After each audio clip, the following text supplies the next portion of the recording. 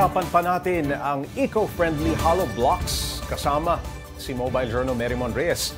Na-block tayo, panandalian itong hollow block na ito, no, na eco-friendly. Nabanggit mo, mas magaan ito, no? Yes, Paps J. Sa normal, sa ordinaryong hollow blocks. Yes, Pero Paps J. paano natin masisiguro, Marymon, na kaya nitong tumagal? No? Kontra ulan, kontra hangin, ganun din ba katibay? Yes, actually marami na silang calamity-proof testing na ginawa dito. Okay. And even ang magnitude 7 to 8 na lindol, kaya daw i-withstand itong eco-blocks, itong hollow blocks nila na ito. At ang kinagandahan lang nito, very aesthetic din siya.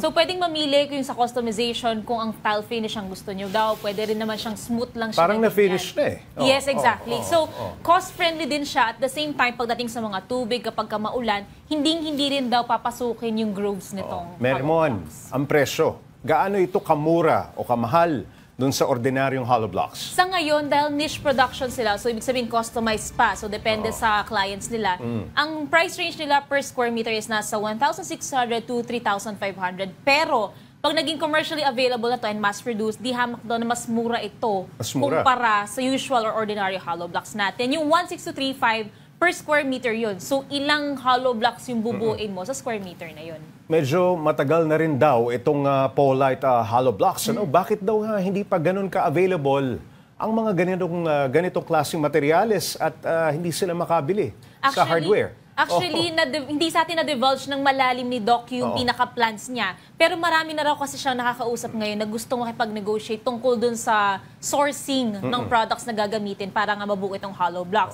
Pero nandito sila ngayon kasi yung startup company nila, actually meron ng market. Binubuo lang nila na binubuo yung growth nito tsaka yung development para mas mapalawak na nga. Inaabangan na nila na anytime soon, commercially na siya, available, plus mass production na. Kasi medyo, pati yung machineries na ginagawa para mabuo ito, iba siya eh. Unique siya compared dun sa ginagamit para gumawa ng ordinary hollow block. So, matrabaho pa para ma-develop talaga. Alright. Maraming salamat, Mobile Journal Marymon Reyes.